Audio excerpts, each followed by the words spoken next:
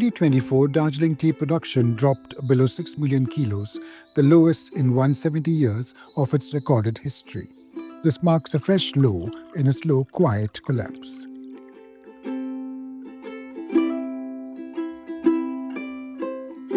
These are the same hills that once gave the world its most elegant cup, a tea so rare, so aromatic, it was called the champagne of teas. But that romance is fading.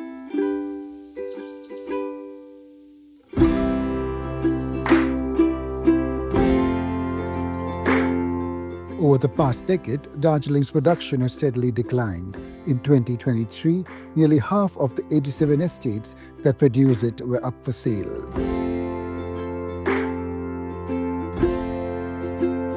The industry is not just ailing, some would say it's on the brink of collapse.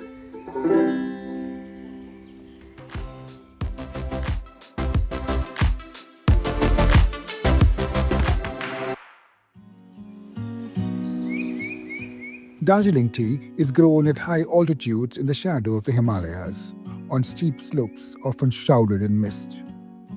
The soil, the air and the elevation give the tea its delicate character.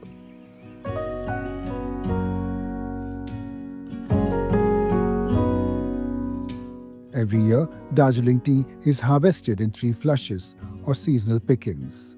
The first, in spring, is pale, floral and highly priced. The second, in early summer, is deeper and more full-bodied. The third, post-monsoon, is bolder but less sought after. Darjeeling tea might account for just a fraction of India's annual production of 1.4 billion kgs. But premium first flush Darjeeling goes for as much as Rs 35,000 a kilogram. The story of how this tea came to be is as dramatic as the terrain it grows in. In the mid-1800s, the British were desperate to break China's hold on the global tea trade. So, they sent a Scottish botanist named Robert Fortune into China to collect tea plants, seeds and knowledge, and bring it all to India. Many of those plants were rooted in the hills of Darjeeling, and out of that colonial mission, a legend was born.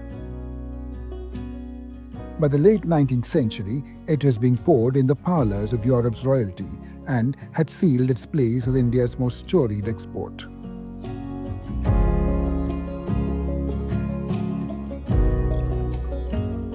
In 2004, Darjeeling tea earned a geographical indication tag, the first Indian product with that honour. But the story hasn't aged as well as the legend. Most of the bushes in Darjeeling's gardens are over 80 years old. Yields have dropped sharply. Replanting hasn't kept pace.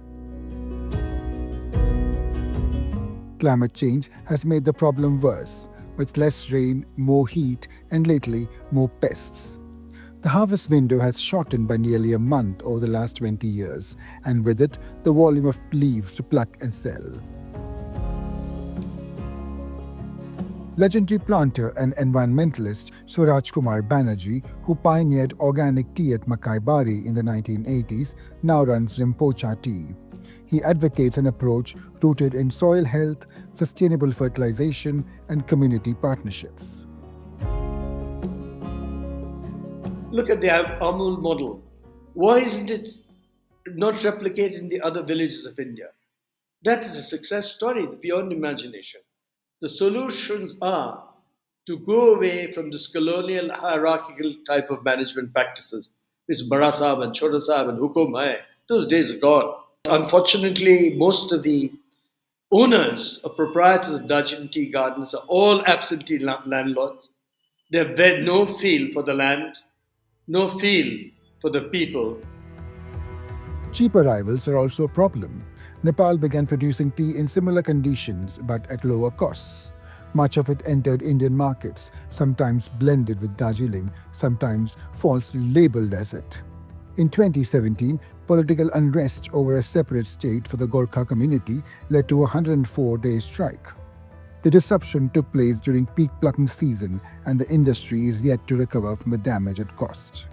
Production had already been falling for years, but post-2017, it began to collapse. To compound matters, Others are catching up. Sikkim now grows some fine highland tea, and Ceylon has built a stronger global brand, helped by better marketing, replanting, and stricter controls over who gets to use its name.